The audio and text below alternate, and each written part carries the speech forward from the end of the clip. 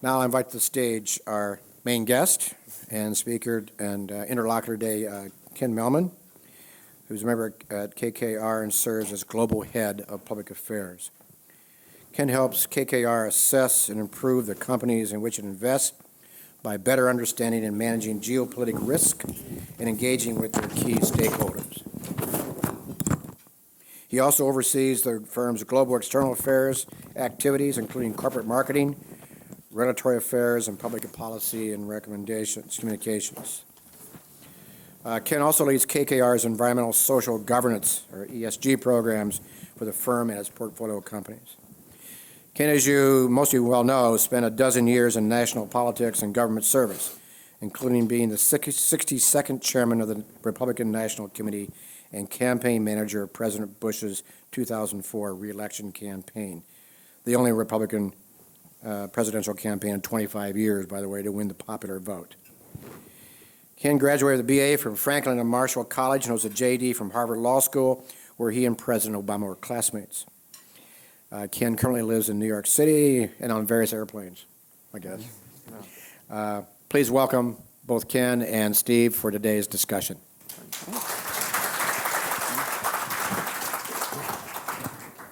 First, I want to, thank Richard very much for, not only, hosting us and having his team, host us today, but for all the work that AmCham Hong Kong does and the work that Richard personally does in terms of representing U.S. business across Asia Pacific and representing U.S. business back in Washington. All of the chambers look at Richard really as a leader. And if you look at what progress we've been able to make from a U.S. business perspective for Americans and U.S. businesses in Asia, back in Washington, like getting the APEC business travel card legislation introduced in the Congress, signed by the President, worked through the Department of Homeland Security so that now us Americans can have what you in Hong Kong as PRs or as residents here have, is in no small part thanks to Richard. It's his leadership and really being the key person in all of Asia, going back to the think tanks in Washington, so that those think tanks, which are very influential, have an understanding of what's happening out in the region. So, Richard, I want to thank you for your leadership for all U.S. businesses and U.S. citizens in Asia. So thank you very much. In terms of today, we wanted to take this opportunity to have Ken come in and talk to the business community. We're going to kind of split this presentation into two phases. The first will be in Ken's role as Global Head of Public Affairs for KKR, and so for all of our reporter friends in the room, that will be on the record. So what Ken says in terms of what we're doing and what we're thinking and where he sees the world going from that perspective, please feel free to treat that on the record. Then we're going to shift off the record, and we want to hear from Ken, kind of from his personal perspective, what's going on with politics, what's going on with the midterms. And so that's not in a KKR perspective, but that's in in his capacity as a former chairman and former campaign manager. So we'll make sure our reporter friends know where we delineate that discussion. And so, without further ado, Ken, I think the opening question for you is, one of the terms that you've coined is that we're in a global bull market for politics. What does that mean? Thanks, Stephen. First, I want to join you in thanking Richard and everyone here for inviting us to participate. Richard, your leadership is very important. And for all of you who pay Richard dues, that's also very important. The reality is that the chamber, AmCham in particular, plays a really important role, not only in terms of advocating the needs of business, but I would argue an important role in making sure that there is a very constructive relationship between nations, which trade and business between those nations enables and encourages. And if you believe, as I do, that ultimately United States and many Asian countries, including China, have interests that are mutual in terms of more growth, more opportunity, and more trade, then you should be part of the chamber and you should salute the work that Richard does. So thank you for your help and your work, and it's really appreciated. And thank you for slumming and having us for lunch. So to your question, I have used that term before, bull market in politics, by which I do not mean a bull market necessarily. What I mean is I think we're in a period of history where, on a global basis, the decisions by and the activities of political actors have a disproportionate impact and influence on public policy and on key industries and key investments that we and others make around the world.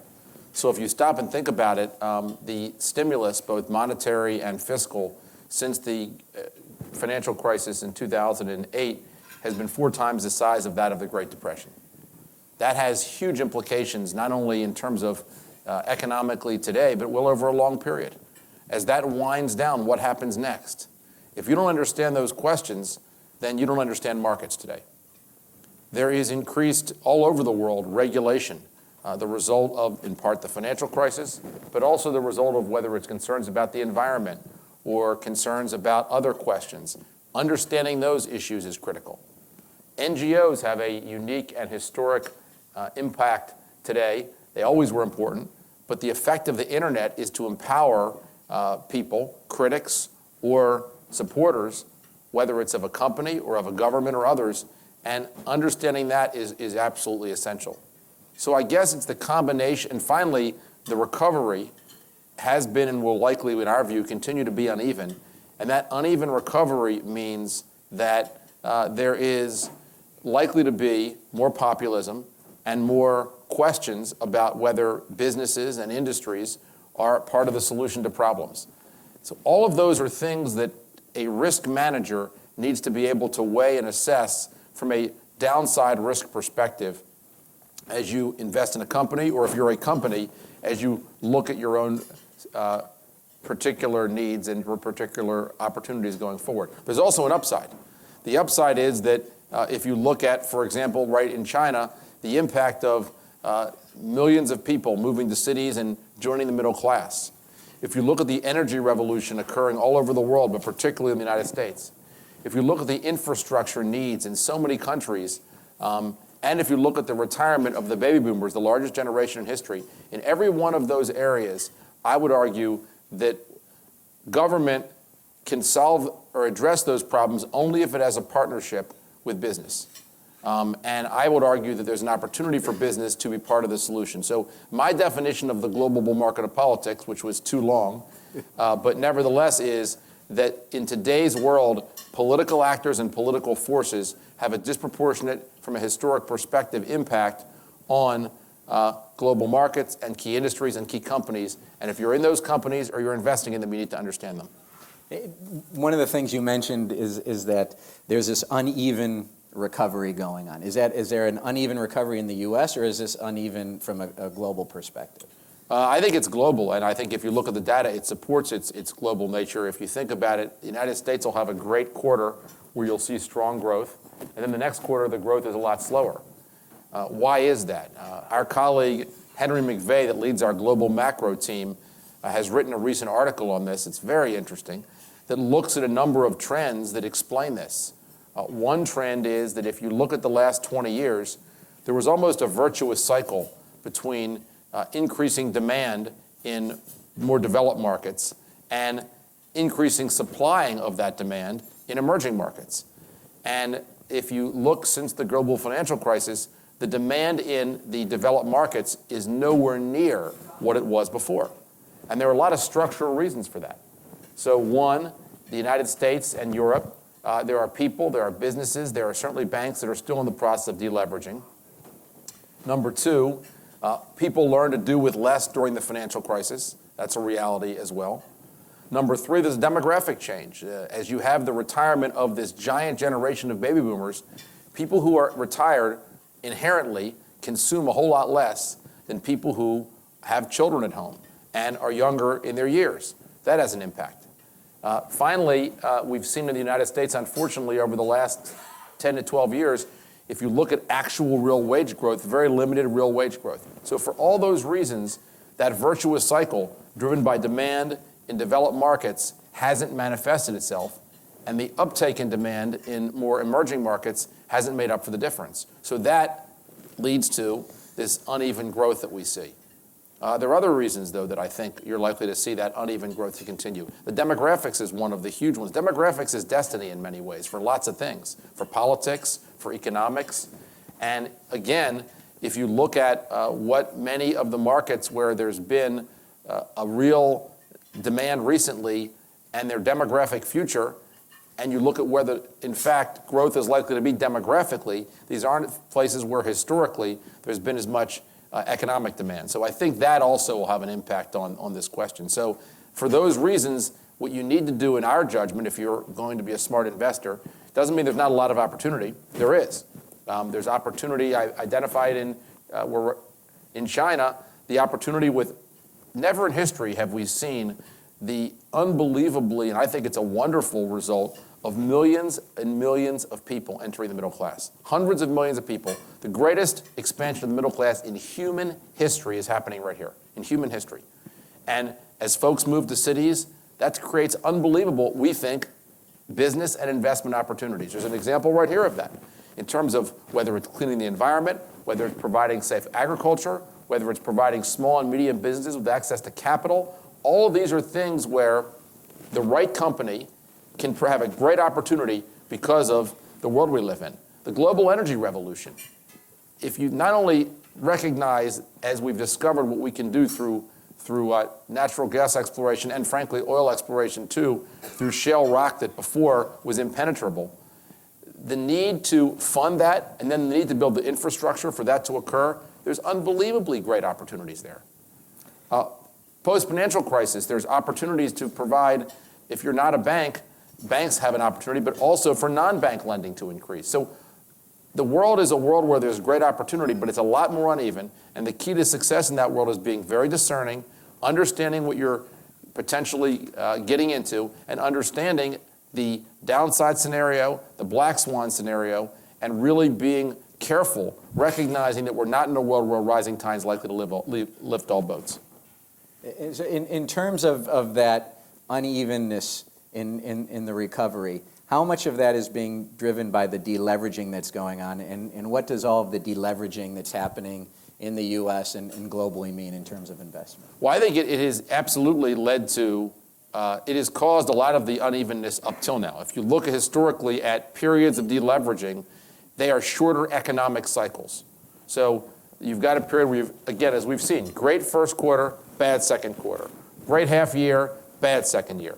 The effect of deleveraging is inherently that it's like the brakes are often put on the car as it goes forward, even though it's moving forward in a post-crisis period where there's deleveraging. So that does make a difference, and we've seen it up till now. Going forward, though, I think that'll still be a factor, but I think the demographic factors I identified will also be very important. And will explain some of the unevenness of the growth. And again, I think from an investment perspective, there's also great opportunities, by the way, as we see all over the world, but particularly in Europe, and we see here, certainly in Asia, the traditional, because of the deleveraging and also because of new regulation, the traditional sources of capital aren't going to necessarily be there to provide companies with opportunities to grow and to prosper. And we think there's a great opportunity for additional and new sources of capital to come in and supplement those traditional sources, which, because of regulation and rules, have less ability. And by the way, this is also, I think, if you think about it from a systemic perspective, those of us who think about systemic questions, the right solution. This is what policymakers had hopes for. So if you think about some of the folks that had difficulty during the financial crisis, in some cases, and one of the reasons these rules have been put in place, was that you had banks which relied on overnight funding and had deposits that were backed by the taxpayer and which taxpayers might need any single day, and they were providing capital to companies that might need it over a longer period. There was a maturity mismatch. The capital that many new sources of non-bank lending provide is in fact long-term capital. It's capital from places like pension funds. It's capital that is in fact long-term. So there's not the maturities mismatch. Also importantly, many of these non-bank lenders, the way they're structured, there's not knockoff effects, so that if one particular company has a problem, it doesn't automatically have contagion to another.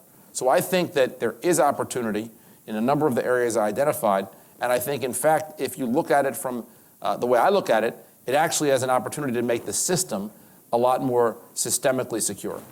And what role do you and the team play in terms of KKR? I mean, KKR was founded in 1976. You were asked to join to create the public affairs function about, 6-7 years ago. Yeah. How does it, why do you think that it was 2 years later that the public affairs function came into being at KKR, and how has it evolved since then? Well, look, I think that the function was created in part because of lessons that we learned over 32 years. It wasn't like KKR didn't think about these questions. It did. The goal was to make it more systematized. And the basic thesis behind what our team does, we try to do, including with help from some of the folks in this room, we will be better shareholders with respect to a particular company if we understand the stakeholders affected by the company. So if we understand the countries where the company operates, where it employs people, where it has suppliers, if we understand the environmental footprint of the company, if it's an energy business, if it's a company that has a lot of data, if we understand how they secure that data and make sure it's protected, if it's a company that has a long supply chain, if we understand and that we make sure the company has a smart process to make sure that factories it uses far away from its operations are factories with the right working conditions and the right environmental rules. Understanding all those things not only is the right thing to do morally, it's also the smart thing to do from a business perspective. It allows you to do good while doing well. And our mission was to say, how do we make a firm like KKR better global investors by understanding these stakeholders and by engaging with them in a way that ideally helps us, A, de-risk the company, B, make sure the company's operating in a way that is appropriate from our perspective and the jurisdictions where it operates, and ideally look for ways where the company can do good while doing well at the same time. And so when KKR created the KKR Global Institute last year and hired General Petraeus to chair that, how is that an outgrowth of what? Well, it's a logical outgrowth, and it's something that we're very pleased about. The reality is we created our group in 2008. 2 years later, 2.5, we created a group called the Global Macro Group that focuses on the economic questions. And we found that in both cases, I hope folks agree, we help make our investments better and make the companies we invested in a better place. And so the thought was, let's build on that and let's create even more connectivity and more capability, which is what the KKR Global Institute tries to do, particularly in those places in emerging and frontier markets where, frankly, geopolitical and security risk are, in many cases, what prevents people from making very good investments, and where some of the best investments, by the way, are going to offer returns. Secondly, to help us not looking right at the company, but step back and think about trends, whether it's something like global shale or the energy revolution happening in so many countries, most recently Mexico. These are all things that having people like Dave and his team helping us, adding to our own thinking, is hugely beneficial. In terms of the energy revolution, what is KKR doing in terms of investment in the U.S., and what is KKR doing in terms of looking at how this is going to affect geopolitics? Well, look, we think that the energy revolution will have not only obvious direct effects. I mentioned the revolution in the shale plays, which has gotten a lot of attention. There's a lot of companies that are engaged in that business for whom providing them capital, operational best practices and all, is a great investment and is an important thing to do. That's obvious. Second of all, there's a massive amount of new infrastructure that needs to be built to deal with the energy revolution we've described. Third of all, there is existing sources of energy, and existing energy, whether it's fields or depending on the energy source, those, in many cases, because of the focus on shale, haven't been given as much attention. And so we've made a number of investments where we've gone to folks who have turned their attention from the more conventional energy investments they've made to the unconventional, and we've said, what if we buy that from you and we can make it more productive? That's an interesting business, an interesting investment opportunity that we've tried to make and that we've tried to invest behind. Renewables. We've probably invested about $1 billion in renewables around the world. We think that in the right markets, that's a superb investment and an important investment. Infrastructure, apart from energy infrastructure, that I view as related to the energy revolution and related to the other energy infrastructure. That's an area where there's a great opportunity for investment. So we look at, in the United States, there's a debate on energy, and one of the terms that's used is all of the above. And I kind of view it as, we have most of the above, not all of the above. Energy investment platform. Energy services is something we've made some investments in. So we've stepped back and we've said, we believe that there is a global energy revolution occurring. It's premised on, one, the new sources, two, the rise of this middle class and its urbanization in many places in the world, and three, the crumbling infrastructure, energy and otherwise, that exists in many developing countries. And around all three, there's great investments opportunities. There's also some not ones that obviously aren't energy per se, but that have implications. So if you go to Williston, North Dakota, anyone here knows where Williston, North Dakota is? One person. I've been in North Dakota. I've been in Williston. Really? Anybody else here been to North Dakota? Two, three. Frank Lavin has not been to North Dakota. Okay, Williston is the heart of the Bakken Shale. If you go to Williston, North Dakota, KKR is in the process of building a community. We're going to build about 400 single-family houses, 800 apartment units, because the people that work in the Bakken Shale are living in camps right now because there's no place for them to live. Beer is more expensive. A beer is more expensive in Williston than even in Hong Kong. And so there's a huge opportunity there to invest in real estate that is impacted by the energy revolution. So it's obviously directly in those companies. The second order effect, which is infrastructure and others that are impacted by those companies. And then third, just broadly, investing in companies and or real estate that will be affected by this change. And you mentioned infrastructure. Maybe give an example of the water partnerships and what role government and public affairs play in Yeah, I mean, water, this is a good example. Obviously, water systems and clean water is very important. We have one investment in China called UEL that is a water cleaning membrane technology that can clean wastewater. We think that's very important. Obviously, it's very important from the Chinese society's perspective. We've also made investments in the United States and in the UK in essentially getting long-term leases, public-private partnerships, to run the water systems. So in Bayonne, New Jersey, a city of 75,000 across the river from Manhattan, the water system was in part crumbling a bit, and the city was financially strapped. And we invested and provided $300 million along with a water operating partner. And we went in, $150 million the city used to essentially improve its balance sheet and change its position with respect to its financial status. And the other $150 million it used to significantly upgrade the pipes so that the pipes are not only being fixed, some of these are 150 years old. We're using smart meters so we can identify where there are leaks beforehand. It allows consumers, by the way, to have more control over the water that they use. We are making sure that as we dig new, when you have to build new pipes, you dig trenches for it. You're making sure we're doing that in a way that's more protective of the workers that's involved.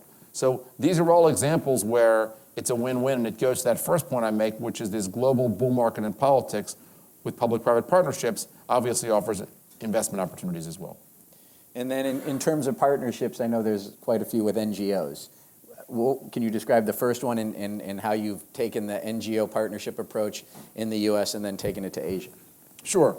So one example is we have a partnership with the Environmental Defense Fund, which is a global NGO that focuses on environmental solutions to problems. They got famous, EDF, when you may remember back a number of years ago, McDonald's was under scrutiny for the styrofoam that its sandwiches came in. And EDF went to McDonald's and said, what if you put it in recyclable paper? You'd actually save money as well as avoid this problem. And they did. And since then, they've done this in a lot of different companies. We've got them today at 25 of our companies around the world focusing on operational change that reduces energy use, water use, the use of forest products, and the generation of waste that produces very significant improvements, bottom line wise and environmentally. So, for example, Oriental Brewery, which is an investment we had in Korea, makes the leading beer in Korea.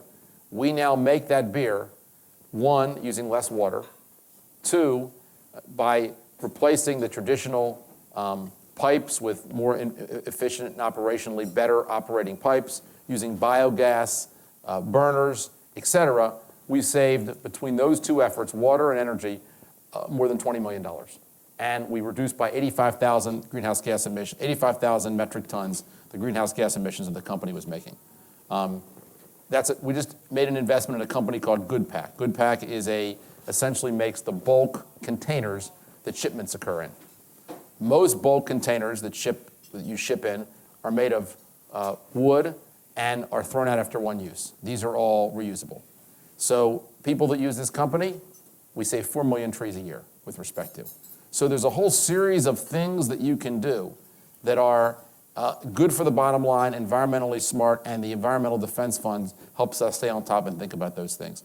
We're compiling results. We very carefully, because we worry about greenwashing, we every year compile last year's results. So we're about to have the results through 2013. I don't have the final number, but it'll be over $1 billion since the program started in essentially improved bottom line.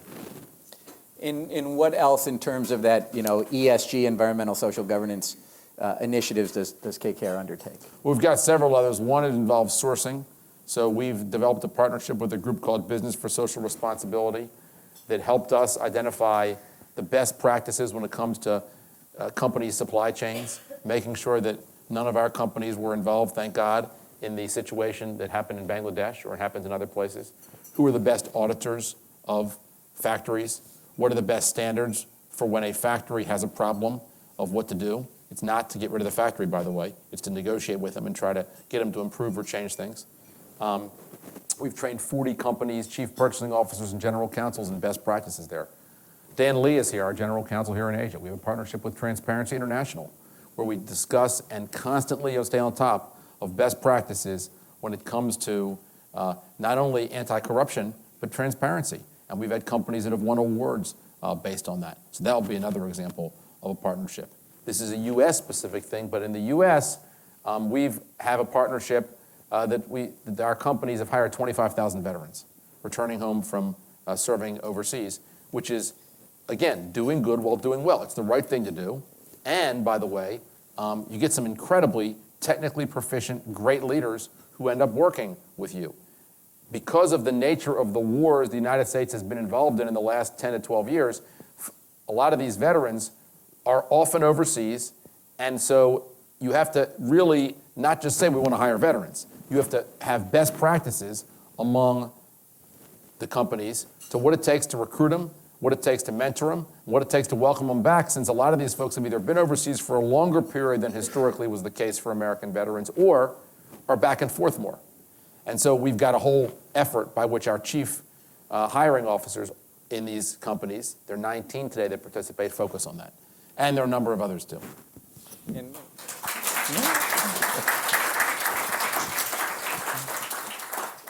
Well, we keep the time, but I'm sure our guests will be up here front if you've got additional questions you want to ask. As typical AmCham style, we have a gift or two here to give away. It's not as good as last night's probably, but it's still pretty good. Thank you, Richard. Thank you. We have, as a typical AmCham style, we also have filled stomachs and brains at the same time. It's been a very stimulating exercise. Thank you very much, Kim. We look forward to come by again, and we'll do it again. Thanks. And Steve, thanks for great interlocutor work here. Again, thank you.